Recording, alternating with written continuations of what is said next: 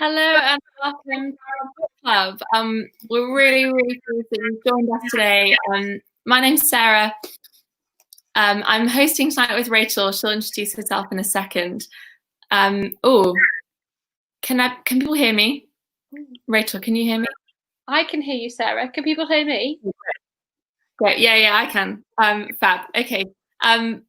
I've never used StreamYard before, but this is a new experience for me. I have been getting used to Zoom though. I'm on furlough right now, but I have been spending lots of time on Zoom quizzes and that kind of thing. So hopefully we'll be able to sort out StreamYard as well. I live in Oxford. I work with a charity that basically helps students explore big questions of life and faith. But I'm on furlough right now, like I said. So rather than days being filled with coffees with students, I feel like I've skipped to retirement. I'm pottering around, I'm reading, I'm baking, I'm knitting. I've actually started gardening, and probably my biggest achievement over lockdown has been repotting a Sainsbury's basil plant. So that is thriving, and that's been a real joy for me while we've been stuck inside. Rachel, you are not on furlough right now. Do you want to just introduce yourself and tell us what you're up to right now? Yeah, hi, I'm Rachel. I'm a history teacher living in Cambridge. So yeah, obviously the schools are closed at the moment for secondary. I've been doing, again, lots of Zoom lessons online with my pupils, which has been really nice. I'm hoping to maybe get a glimpse of my year 10s before the end of the academic year, which would be nice. But when not doing Zoom lessons, I have a bit like Sarah, been reading. The weather's been really nice, so doing a bit of running, cycling, yeah. Fab. And we're joined tonight by Rebecca, who we'll introduce in a second. But we're joined by her. We're really excited because we've been reading her book. I've got it right here with me right now. It's called Confronting Christianity, 12 Hard Questions for the World's Largest Religion. And we actually chatted to Rebecca a couple of weeks ago, and we actually thought it'd be great to give our friends a chance to also chat to her. She is very smart. If you've read some of the book, all of the book, I'm sure you'll pick that up. And I found it really helpful just being able to think through some of my difficult questions for Christianity as I was reading this. And I'm excited to be able to ask some questions to her tonight. Rachel, do you want to just talk us through how tonight is going to work? Yeah, so this evening, we are going to be asking Rebecca live questions. So you should see that there should be a comment section where you can ask questions that you have. So if you've read Rebecca's book, that's fantastic, and you might have had questions from that. So please pop them in there. If you haven't read Rebecca's book, and as we're talking, some questions come to mind, or even now, if you have any questions about Christianity, this is what Rebecca does. She answers hard questions about Christianity and helps us think more about it. So you should be able to see that there are some comments, and we will look for your questions, and then we will be able to ask those to Rebecca throughout the course of the evening. So we hopefully should be able to get Rebecca up. Hello. Can you guys hear me? Yeah, we can hear you, Rebecca. Thank you for joining us. Oh, I still cannot hear you, which is disappointing. No. We can hear you. Okay. What we can do, wait, you can't hear us, but okay. Rebecca. Is there a phone line I can call into, perhaps? Can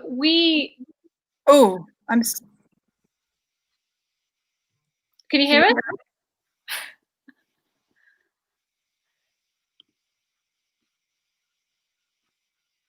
Okay, so Rebecca, can you hear us now? Okay, but we can hear Rebecca. So what we might do, if Rebecca still can't hear us when she comes back, is we might send Rebecca our questions, and then since we can hear Rebecca, she can then answer the questions, even though she can't hear us. So bear with us. We're going to try and add Rebecca back onto our chat. Oh, someone said that they can hear Rebecca as well. So that is fantastic. So we can all hear Rebecca, she just can't hear us. So when we add her back in, hopefully, to the conversation, if she still can't hear us, we will continue. But I mean, I've got so many lockdown activities that I can keep sharing if we need to fill the time. okay. Rebecca, can you hear us yet? I'm assuming not. Okay, I think what we'll try and do is post your questions up on the screen so that Rebecca can see them, and hopefully she'll be able to see us saying this on our little chat thing as well. The joys of lockdown and StreamYard Live. Rachel, while we're just trying to get that set up, I'd love to just hear maybe one quick thing that you, I guess, as you've been reading the book, that really struck you, or that you had kind of thought or question about that you would love to ask Rebecca. So as I was reading the book, I was really struck by kind of Rebecca's deep kind of knowledge of the Bible as like a kind of foundational text of the Christian faith, but also kind of her academic knowledge and how she was able to kind of address these topics from both perspectives. So I'm really looking forward to hearing some of her questions. We can start with a question. Oh. Now hearing you on my phone. Should we try that? Brilliant. Okay. So Rebecca, you can hear us now? I can. Beautiful. Fantastic. Yeah, we can hear you. Well done. Woo. Okay, could you just begin, Rebecca? I mean, we've kind of given you a bit of an introduction and explained to everyone why we're excited to talk to you this evening. But could you just give us a quick introduction about kind of who you are, where are you at the moment, how was lockdown for you? Yeah, can you just introduce yourself to us? Thank you. Yes, absolutely. I'm one of the most reluctant immigrants to America in the history of America. And I'm also the only kind of immigrant who's too stupid to speak another language. So I grew up in the UK, as you guys may have mentioned. I did my undergrad, my PhD in English literature at Cambridge University. I then went to Oakland Theological College. I met my now husband, who comes from Oklahoma, funnily enough, right before I left Cambridge. And he didn't really live in England. I married the only American I met who doesn't want to live in England. So we had an process of deciding that we should move over here, and we've lived here in Cambridge, Massachusetts for the last 12 years. We have 3 children who are 10, 8, and nearly 2. And I have had a fabulous time in the last 12 years in America, not least meeting a lot of really, really clever people who are professors at various universities and who hold a range of views on the kinds of deepest questions of life, and just kind of learning from them. So I see myself a little bit as a mouthpiece for some of the folks who I've got to know over the last several years. Oh, and how was lockdown? Lockdown has been okay. It's been harder for my husband, who runs a small company, than for me. Our kids seem to be fine, so I feel very thankful. It hasn't impacted me as much as it has many other people. Brilliant. Well, I think we're like cracking, because I'm looking down at the comments and questions are already coming in. I'd actually love to kind of add a bit of a question of my own onto one of the questions to start off with. So just to pick the question from Nay Dawson's friend, that's going to watch this after her night shift. But she said, I've read the Bible and I really don't like what I see of the God of the Old Testament. Can you explain how God is loving from that bit of the Bible? And I guess I was thinking, you're an English Lit student, you did English Lit, your PhD. So you're a reader. You love to read. You're an intelligent reader. And I guess a lot of my friends,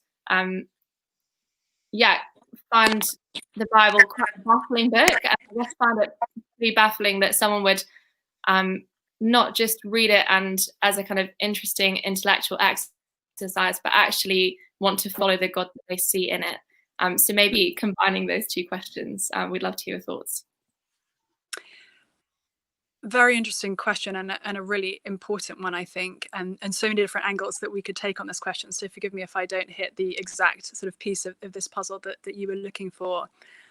I think often when people experience the Old Testament, particularly if they experience it in kind of little nuggets, which often honestly is how we read, then it can be hard to get a handle on who is this God, and why is this God not actually, as some atheists would say, a moral monster rather than someone who has the right to tell us how to live our lives. And there are a few different threads, and then by contrast, people will sometimes look at the New Testament and think, okay, the Old Testament God seems to be all about anger and judgment and sending armies against people and sending floods and all those sort of bad, unmerciful things. And God in the New Testament seems to be all about love and forgiveness and joy and acceptance. And Jesus almost sort of presenting the opposite to the Old Testament God in many people's minds, I think. And there are a few challenges with that. So one is that I've just actually myself finished reading through Matthew's Gospel, which I've obviously read before, but reading through it in my personal times in the Bible. And if you look just at the words that Jesus says, actually you find that Jesus talks more about God's judgment than pretty much any Old Testament prophet. So we often have this perception of Jesus as being only ever talking about sort of love and forgiveness and mercy. And it's absolutely true. Jesus talked extensively about those things. But he also warned more of God's judgment than almost anyone I can think of in the Old Testament. So I think sometimes we have a little bit of a false dichotomy there between what we see of God in the Old Testament and the New Testament. Because actually also in the Old Testament, we often see God expressing utter, loving, tender mercy to his people. And so I think there's a little bit of a false dichotomy. There's another challenge that people have that's related, which is when they see God in the Old Testament, for example, like ordering an army to go out against another army. And sometimes that's his own people to go out and conquer another nation. And sometimes he's actually sending another nation against his own people in judgment. But there are certain instances in the Old Testament when God is acting in judgment at a national scale using armies. And just before we dig into that, I want to pause and notice the fact that the reason that we today here in the 21st century find that idea problematic is actually because of Christianity, ironically. So in the ancient world, the idea of one nation's army conquering another nation's army and actually even kind of wiping out everybody in that nation or enslaving them or basically like fully dominating them was only a good thing from the conquering nation's perspective. There's no moral qualms about going and conquering another nation. It's actually, it's like your football team won, fantastic, except even more fantastic. People only thought of that in kind of highly wonderful terms. And it's actually the teachings of Jesus that have changed how we even think about the ethics of attacking our neighbors. Our enemies, never mind our neighbors. You may be familiar with Jesus's teaching that, you've heard that it was said, love your neighbor and hate your enemy. But I say to you, love your enemies and pray for those who persecute you.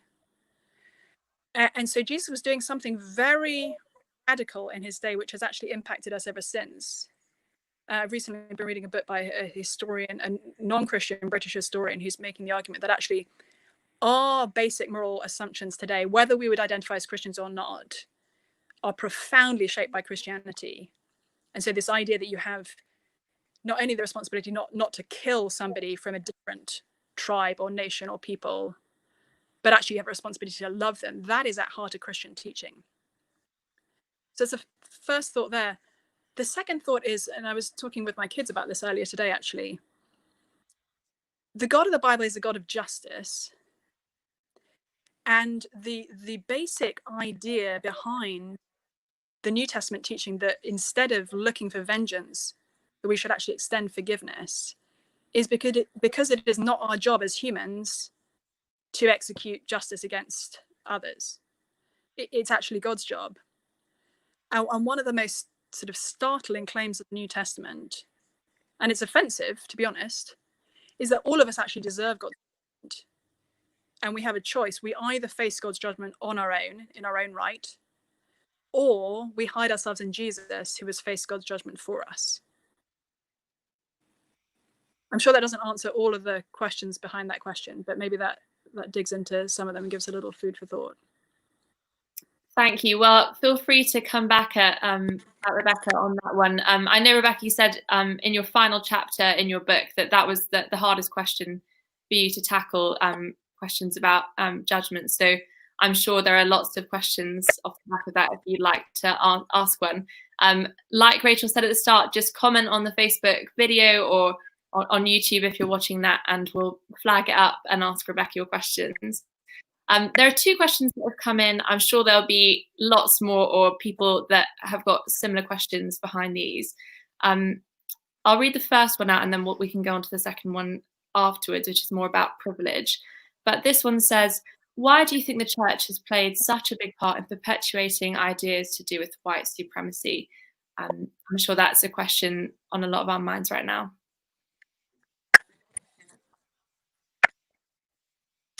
Yeah, absolutely on our minds, and something that for those of you who read my book, you'll know I've been wanting to give real attention to well before the sort of present moment where this is very what's in the headlines.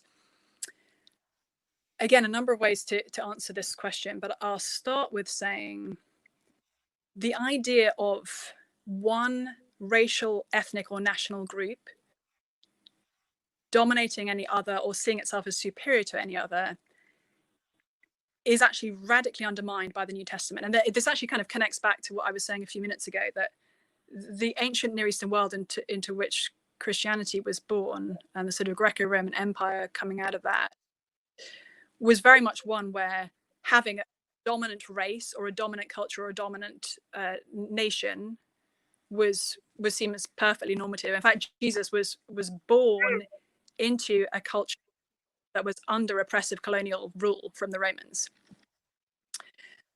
And one of the radical teachings of the New Testament is that actually God is calling us not just to tolerance of people who are different from us, not just to letting other people mind their own business while we mind ours, but to a deep love of those who are different from us in all sorts of ways.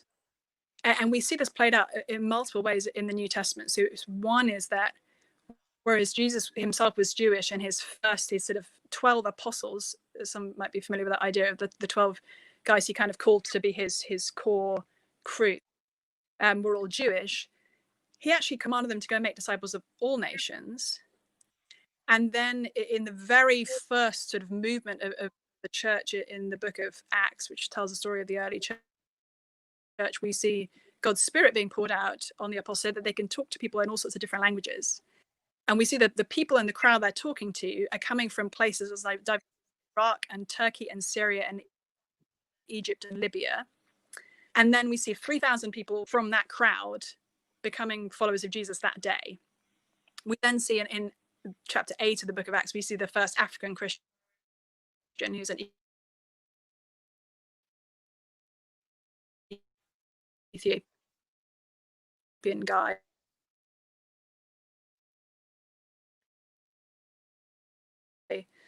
Actually, interestingly, a highly educated Ethiopian guy who was. We see in the movement of Acts that form much of the New Testament after the Gospels, which were written by Christian leaders to churches.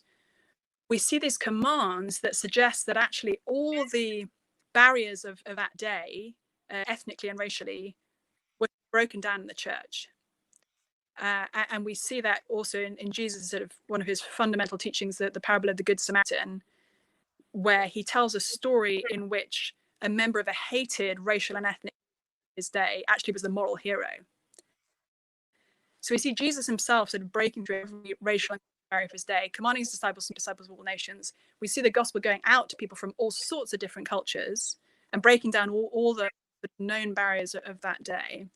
So Christianity first was actually a multiracial, multi-ethnic, multicultural movement. And if we take a sort of big view of the last 2,000 years and look around at the world today, Christianity today is the most multiracial, multi-ethnic, cultural movement in the world by a long chalk. I mean, atheism has nothing on Christianity when it comes to diversity of kinds. Then you ask yourself, okay, so given all of this, how on earth has it been the case that, I'll talk about America, that's where I live, and where it's sort of been particularly egregious as a country that was in many ways sort of left out of Christianity, or at least sees itself that way, have saved millions of Africans, abused millions of enslaved Africans. Then when, finally the slaves were emancipated, actually not at all given them the justice that they deserved, and that we've had wave after wave of oppression of Black people by white people in America, and the white people identifying as Christians, and some, seeming, at least in some instances, I mean, clearly there were some, like, anyone who's physically abusing their slaves would have some very serious challenges when it came to reading the New Testament and thinking they're anything like in the ballpark of what the New Testament's calling them to. How do we reckon with the fact there are so many Christians and people who identified as Christians who are behaving in utterly abhorrent ways historically and even today? So the first thing I want to say there is, actually, any active racial violence or prejudice or discrimination is very much against what Christianity teaches. And I mean, I think it's fair to say the New Testament is one of the most anti-racist texts in all of history. And then we have to notice that actually, and this is probably the greatest miracle that the Lord has wrought in America, the Black church that sprang out of enslaved Africans hearing of Jesus and recognizing that actually he was on their side and not on the side of their oppressors, has run down countries in this country to where even today Black Americans are at least 10% more likely to identify as Christians than their white peers. They are far more likely to go to church every week, actually almost, whereas only I think 34% of white Americans say they go to church every week. It's I think about 47% of Black Americans, so nearly half. And ironically, the fact that we tend to associate or continue to associate Christianity with the white slaveholders and with the white oppressors of various sorts, rather than with the Black people who are being oppressed, is actually kind of silencing the very voices that hosts want. So all that is to say, it's been a terrible history of sin in America. And I mean, I'm not wanting to let the UK off the hook, because clearly we just outsourced slavery. It wasn't that we weren't involved in the slave trade. We just kind of elsewhere primarily, rather than having it in our own country. So I think this idea and the various abuses and horrors that have sprung out of this idea of white supremacy and superiority are utterly against what the Bible teaches, and they're fundamentally sin. But I think we need to recognize that actually today, demographically, if you look in the West and if you look globally, people most likely to be Christians are not actually white people. It's actually Black women and Latino women, and increasingly Asian women, actually. So we sort of need to adjust our mindset a little in terms of who we see as representing Christianity. It's not people who look like me.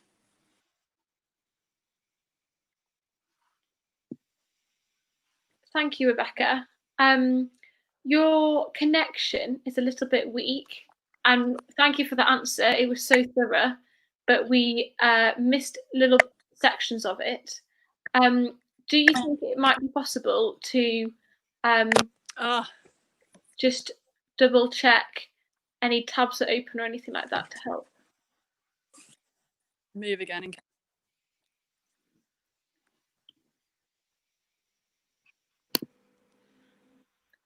Is that any better?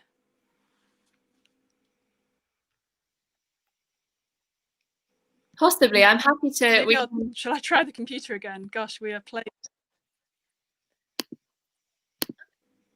It might be worth closing all of your tabs, maybe disconnecting and then reconnecting again, Rebecca. We can hold the fort while you're gone. Yeah. I can't promise to answer any questions, but we can have a chat. Yeah. Thank you for people who have been asking questions. There's some really good questions coming down, and if kind of in response, if you managed to get some of the ideas from what Rebecca was saying, she was kind of suggesting that the New Testament presents a very diverse church, at the beginning of the church community forming. And she was then also kind of making arguments that although slavery has been a sin in America, she was suggesting that she suggested that a miracle that almost came out of it was that the Black community and the Black church in America is actually very strong, and is maybe more representative of what a Christian is in America compared to what we might stereotypically think.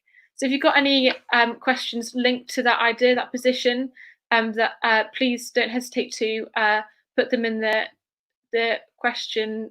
Obviously, there's been lots going on globally, especially in the Western world at the moment, about racism. So if you've got any more questions about that, please don't hesitate to pop them on, and we will get them to Rebecca when she reconnects with us. Rachel, you've been reading, I guess, I mean, you're a history teacher, right? You've been reading some stuff recently as all of this has been coming out about race. I'm putting you on the spot here. Have you got any book recommendations for us as a history teacher who wants to kind of try to help balance the curriculum more? So this is something that I've been passionate about for a while.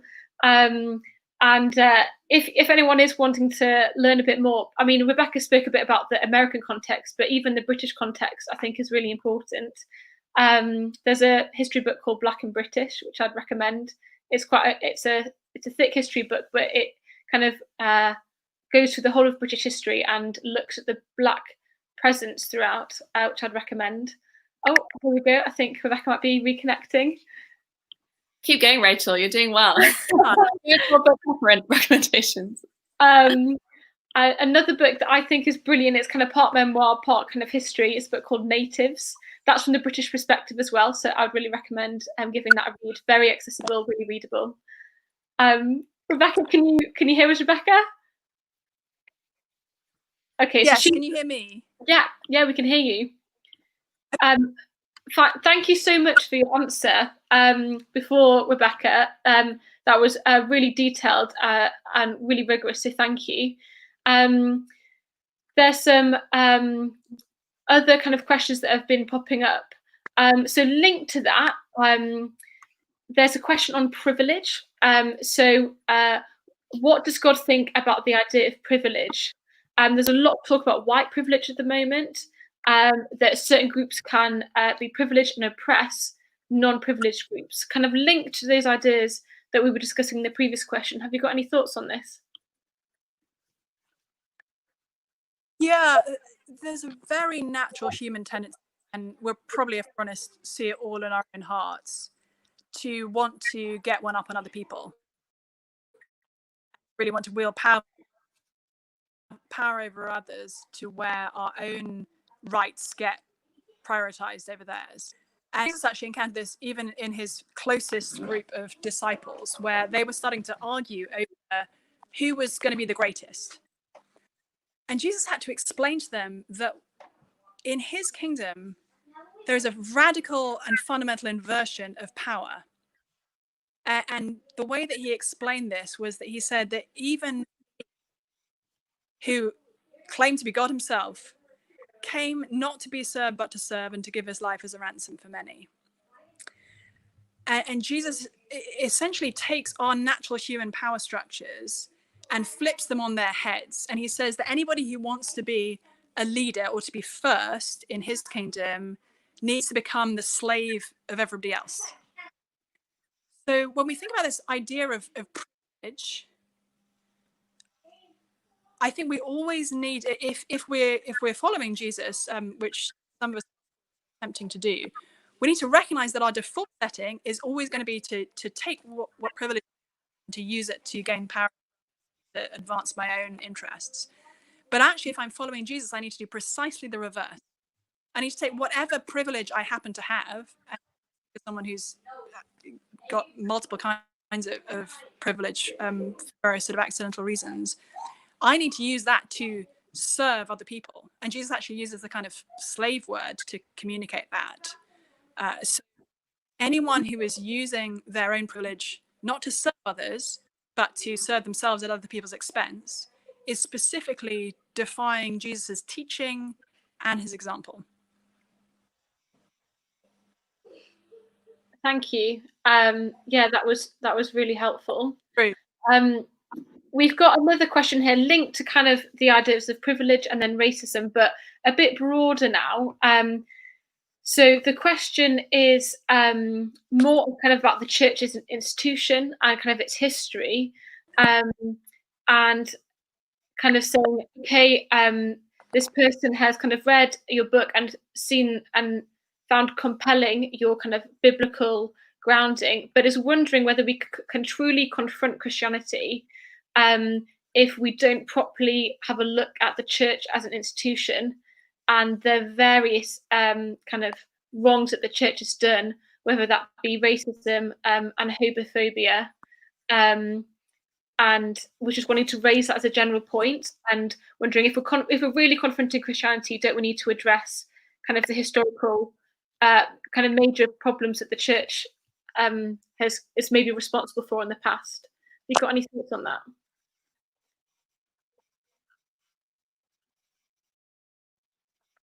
Yeah, absolutely. And are you guys hearing me better now? Just before I start speaking again.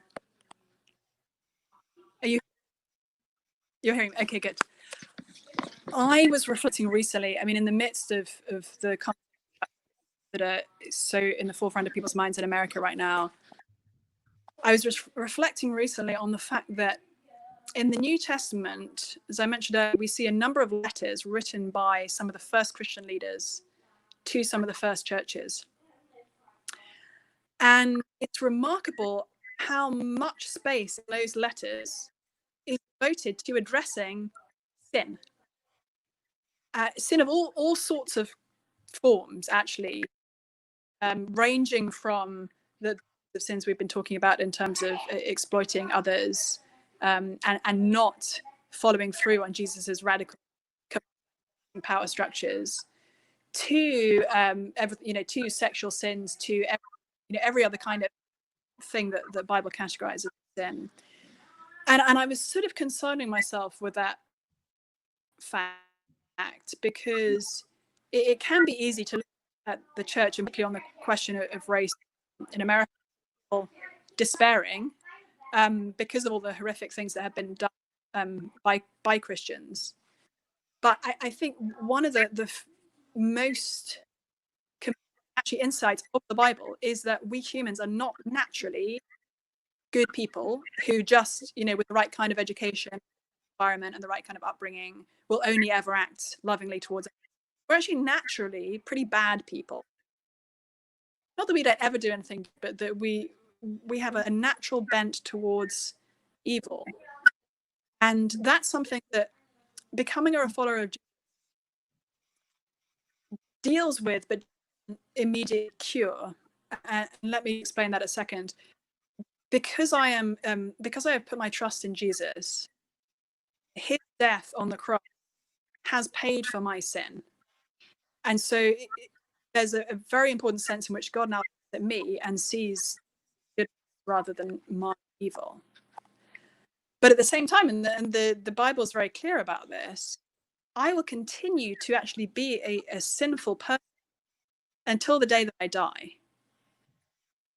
And so when we look at the ways in which Christians have behaved that we morally abhorrent, we first need to recognize that actually the church is not a club for good people.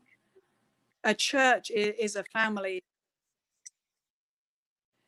And so, I want to say that very, very clearly, that the fundamental answer to that question is, first and foremost, sin. And yes, we should confront that. But secondly, I want to say, let's compare the Christian movement over the last 2,000 years to any other global movement. And if we do that, we'll notice two things. Number one, the standards, as I mentioned, by which we judge different movements in terms of their ethics are actually fundamentally standards. And number two, despite the fact that Christians have so often acted sinfully, both individually and corporately, Christianity is the greatest movement for justice in all of history. the greatest movement for care for, the greatest movement for the rights of women, for the protection of the weak and vulnerable. And there's things that we actually take for granted as all truths today, whether that are actually Christian propositions. Even the idea of universal human rights, which often people see as a sort of secular basis on which we can all it's actually it's Christian ethics being played out across the world. And I sort of hesitate to say that in some ways as a Christian. You say, well, of course you're a Christian, you would say that. The more I read of atheist and agnostic authors, actually a lot of them acknowledge the right thing. And so 2 examples recently from books I've read. One I mentioned earlier, by British historian, called Dominion: How the Christian Revolution Changed the World. He's not a Christian. He's looking at the last 2,000 years of history and saying, actually, the things we have these self-evident truths about how we should treat each other are actually not at all self-evident. They're Christian ethics. And secondly, the book *Sapiens*, which was a massive bestseller, came out a few years. I don't know if it was as big in the US, in the UK as in the US, which was written by a guy called Yuval Noah Harari, who's not a believer in God at all. He is very explicit about the fact that in fiction, as he puts it, and that there's actually no such thing. Like, there's no real objective thing that is human rights. So, as I say, as we look at how Christians have behaved, we see sin, but we also see echoes of the justice and love to which Jesus has called us. And the standards by which we're judging good are ultimately Christian standards. Yeah, thank you. That's really an insightful way to think about it. If anyone's got any questions on the back of that, please don't hesitate to pop them in the comment section. On a slightly different tangent now, we got a question from Olivia that is asking, why is the Bible's teaching on sexuality so restrictive?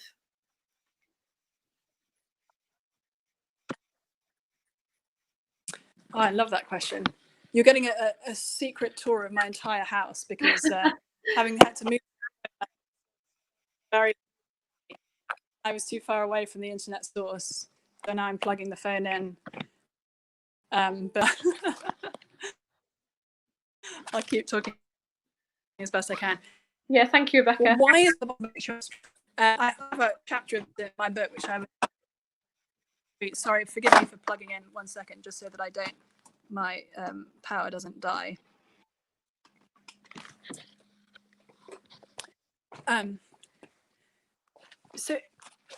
So many things to say here. Number one, let's start with a very brief, 60 overview of the Bible, and why, from a Christian perspective, why we think God made males and females, and why he made sex and romance and marriage at all in the first place.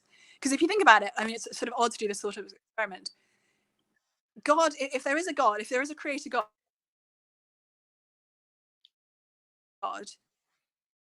he didn't have to make 2 kinds of human. He could have made just one kind that sort of magic dudes, right? But he intentionally made males and females, and he designed us so that in order to produce other humans, we need to do this strange thing called having. Why would he do this? Well, we see it throughout the Bible, this metaphor of God and his people as being like a faithful, loving husband and unfaithful wife. We see this through prophets as they talk about God in these terms. And then Jesus, the Savior, calls himself the bridegroom. And then we see in one of the Apostle Paul's letters to the church in Ephesus, we see human, like a little scale model of Jesus' love for the church. And then in the book of Revelation, at the end of the Bible, we see a great crowd announcing that the wedding of the Lamb has come. That's a term for Jesus, because he was sacrificed. And Jesus' marriage to his people, his church, bringing heaven and earth back together. So we're often more familiar with the idea of God as Father, that the Bible teaches that God is our Father. But actually, the Bible also teaches that God is our husband. Sort of strange idea to get your head around. The fundamental point of human marriage is to picture Jesus's relationship with his church, which is a love that is flesh uniting, life creating, never ending, exclusive, and a love across difference, because we are like Jesus in one sense, in that he became fully human. We're also radically unlike Jesus.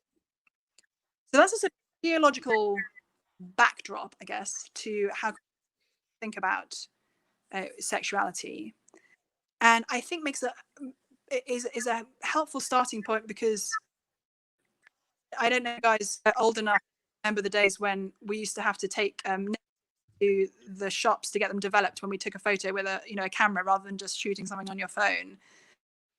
And those negatives, you use like little black and white kind of images. You could maybe hold like see a little glimpse of something, but it wasn't until you got developed that you actually saw the beautiful hoping to preserve. Often when we look at what the Bible says about sex, we only look at the negative. We see like, here's what the Bible says you mustn't do, ABC. That's like the little undeveloped negative. And we don't look at the beautiful picture this is all part of, which is the glorious story of self. That's sort of big theological picture.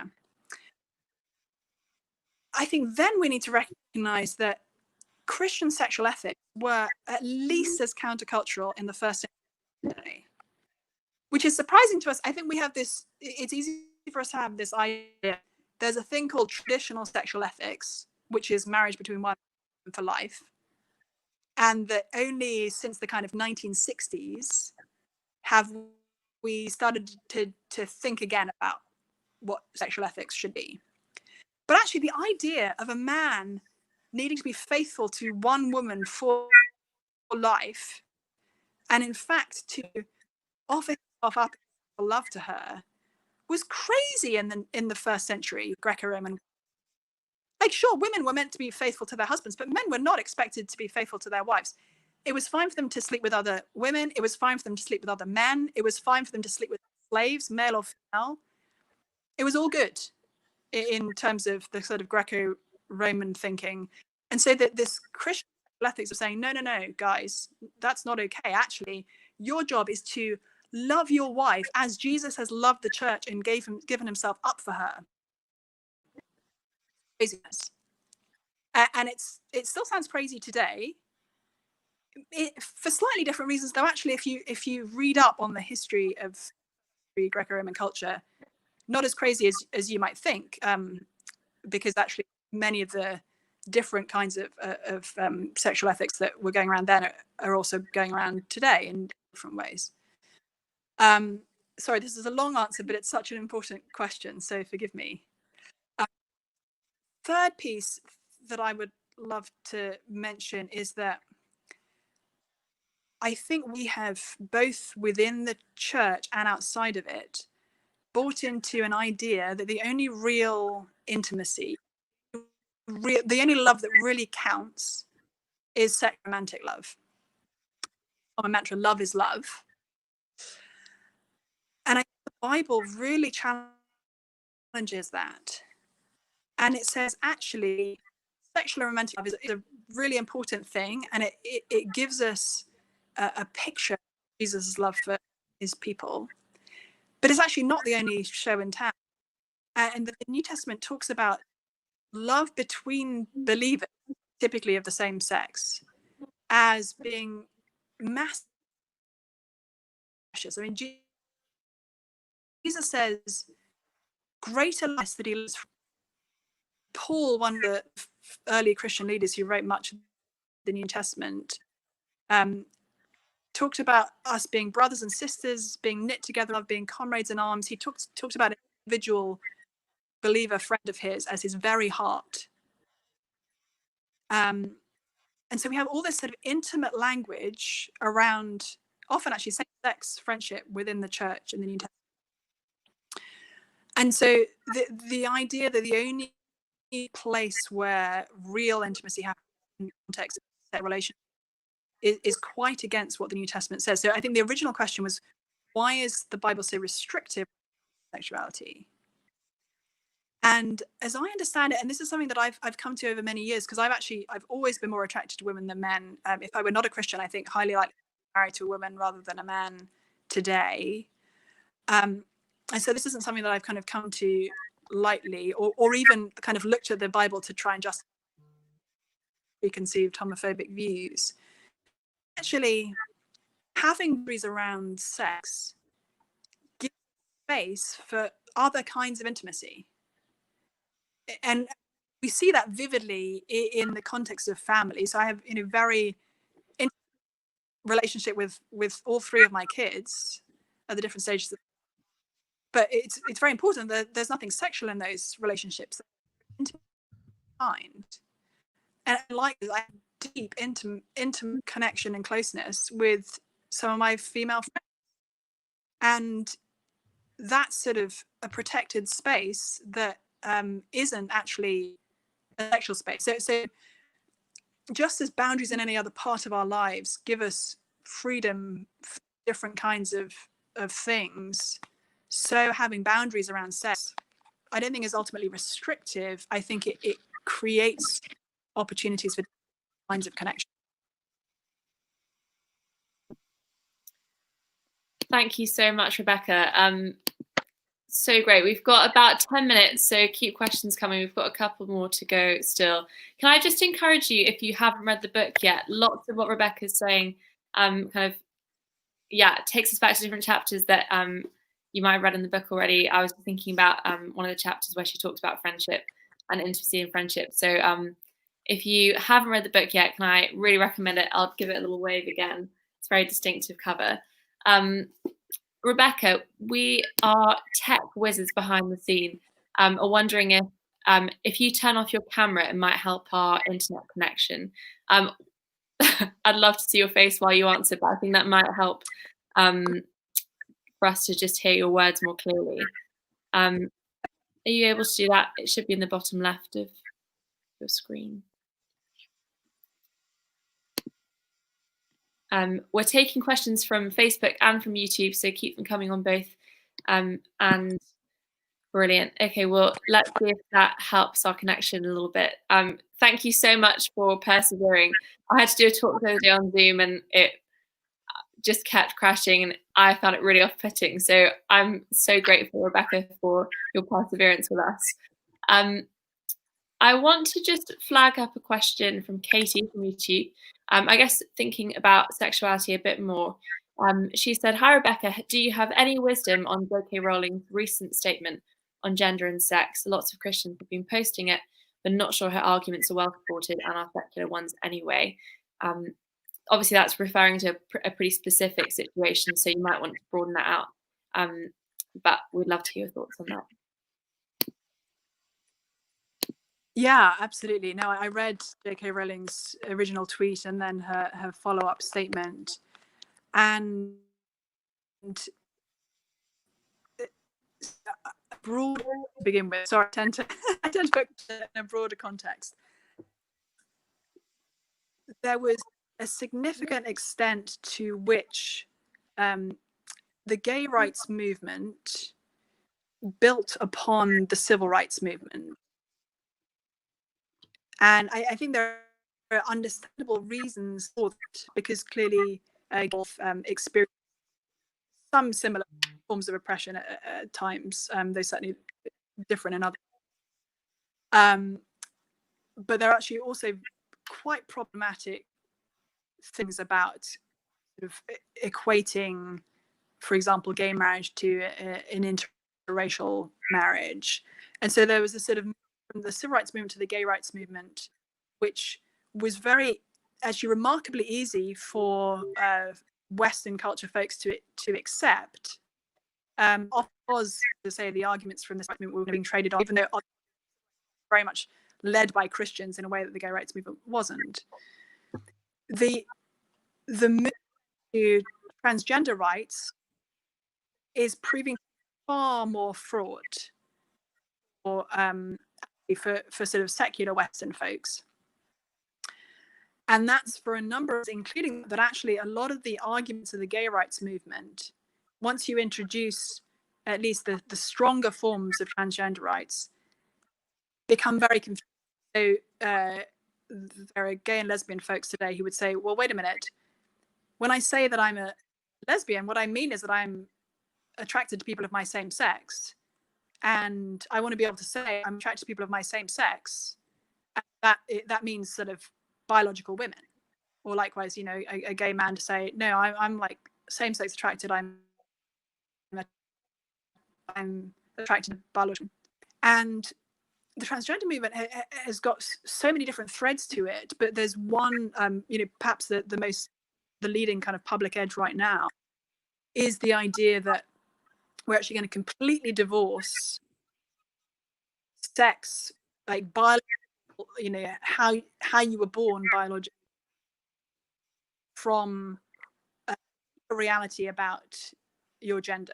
And so, you know, the statement transgender women are women, transgender men are men, and that doing what J.K. Rowling did, which is essentially to say, well, actually, I think that biological sex is real and has implications, and she is very much saying she's supportive of people who want to live as the other gender in the world. She's supportive of doing that, but she wants to hold on to the idea that a man and a woman, and that these are distinct realities. But actually, when we get to the space of saying have to have any biological data supporting the idea that I'm a man or a woman, it's a question of how I identify, then we're actually left with no real understanding of what it even means to be a man or a woman. So that statement, transgender men, transgender women are women, what does that mean? What is a man or a woman in that statement? Because there are three ways that you could look at biological sex, broadly speaking. You know, one is biological, like what genitalia do I, well, you know, how is my body, just from a purely scientific basis. There's theological, which Christians have always kind of connected with the biological reality of saying, you know, what does it mean to be a man or a woman? And then there's stereotypes. And actually, if we take away the theological understanding and we take away a biological understanding, all we have left is stereotypes.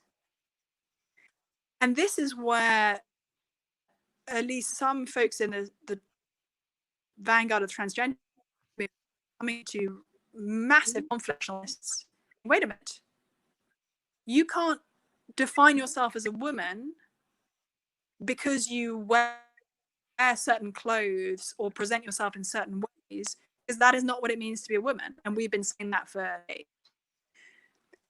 So in terms of, do I have any wisdom about what J.K. Rowling's saying? I think her fundamental basic point is that actually being a woman is a real thing and has really your experience of the world. And that she, as somebody who cares deeply about the protection of women, and as someone who's experienced, you know, her own life use, wants to hold on to that. I think that's something that Christians affirm. It's very interesting, and I'm sure this is not representative of many who object to her views. But as I've sort of looked through her Twitter threads, the number of people whose response to her statement was mostly expletives and extremely aggressive makes me wonder who they think that they're protecting. Because if our response to somebody making a statement with which we disagree is to verbally abuse them, and yet we say that we are on the side of those who have historically or are today being abused and marginalized, we end up with a very kind of ethical system. And that's certainly something, you know, the question was asked from the perspective of how Christians should act. Certainly not something we should ever participate in any direction. You know, Jesus calls us to love even our enemies, let alone those with whom we agree. So I would want to notice and massively from the kinds of vituperative, aggressive name calling that's been happening in response to J.K. Rowling's statement. Rebecca, thank you so much. We probably have time for one more question, so I'm really sorry if we haven't managed to get round to your question, but we've loved seeing all the questions come in, and we thought we'd end with maybe part 2 of Jen's question. Sorry, Jen, that we probably don't have time for both these parts. But Jen asked, can you explain the evidence for the resurrection of Jesus for the benefit of an agnostic? Thanks, smiley face. I know that's a huge question to end on, and probably enough material for a book, let alone an answer of a few minutes. But Rebecca, we'd love to hear just a snapshot of that answer.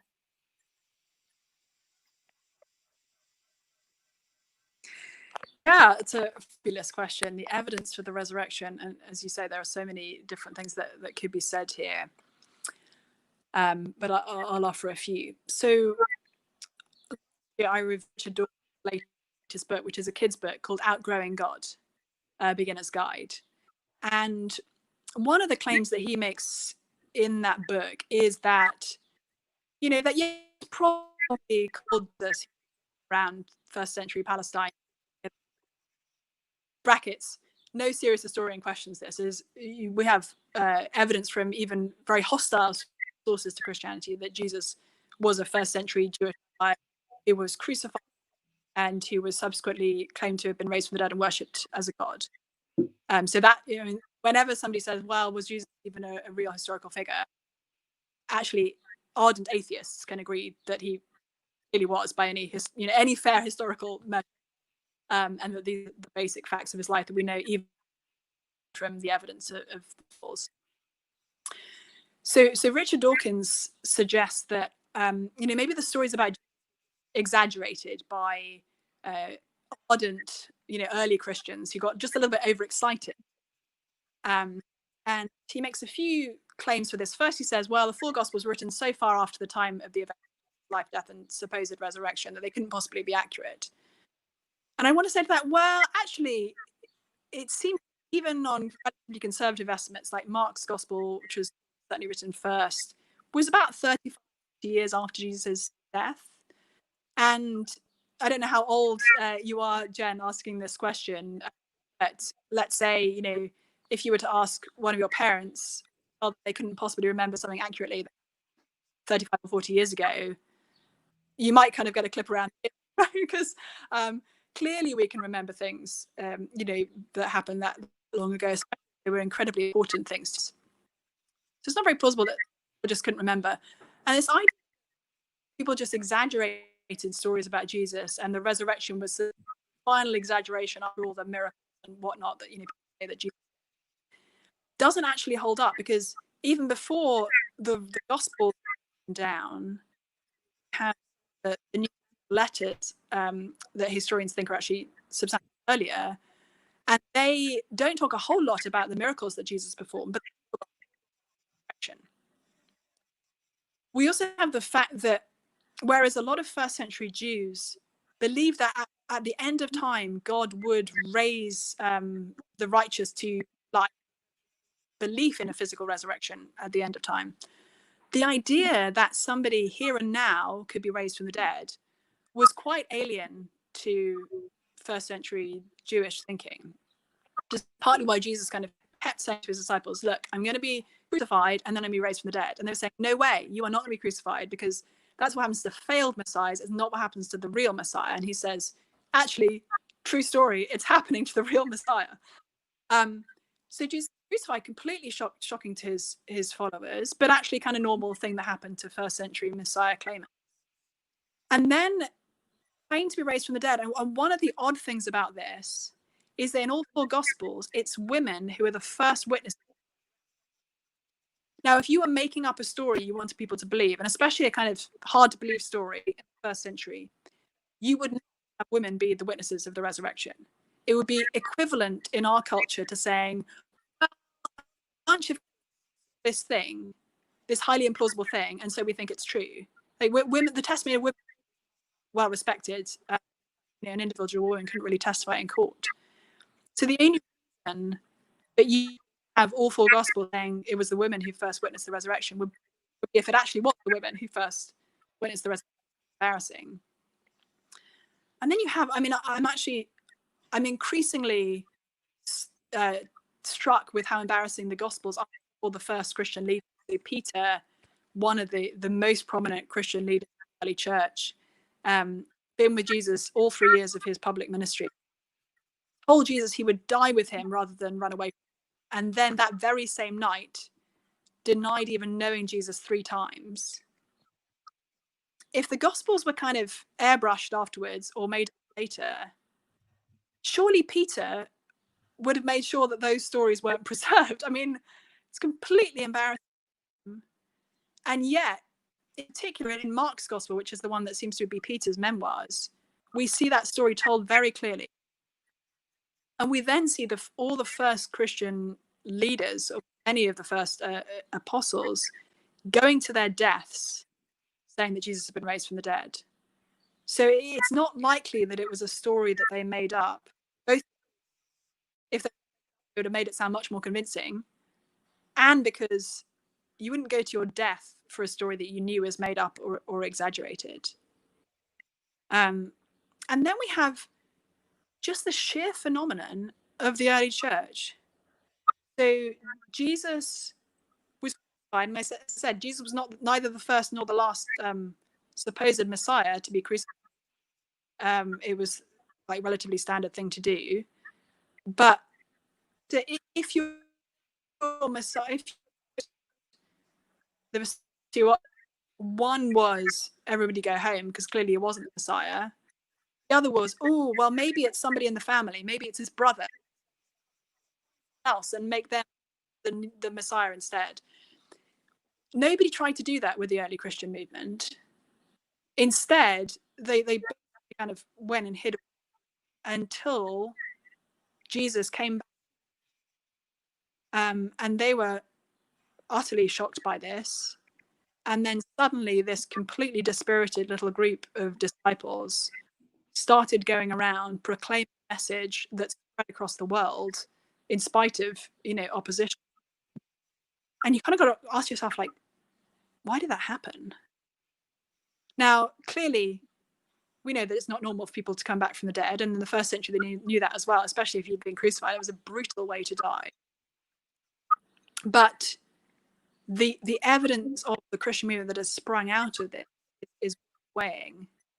And just one final very quick thought. People often have the idea, well, now that we understand modern science, we know that people can't be raised from the dead in the way that in the first century they didn't know. Actually, I know a whole host of world-class scientists absolutely believe in the resurrection of Jesus. And in fact, the whole scientific project of the last 400 years from the revolution was by Christians because they believed in a creator God. And so the idea that science by its nature discredits and disproves the possibility of doesn't actually hold up.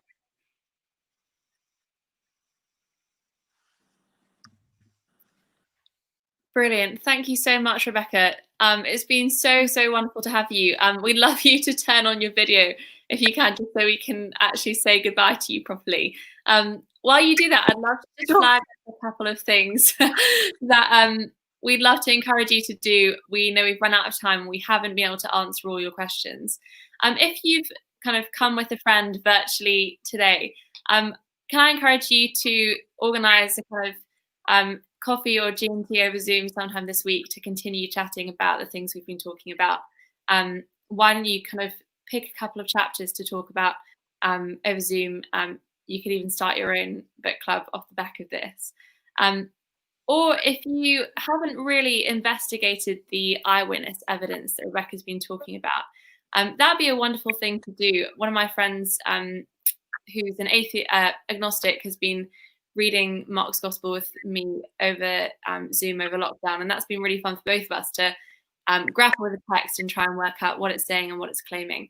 So I'd encourage you to do that. If you have a friend that you could do that with, why don't you just ask them if they would be keen to do that? Or if you don't have someone that you could ask to read that with, we'd love you to just email an email address that hopefully will come up in a second, and we'll set up some sort of discussion group depending on who is interested.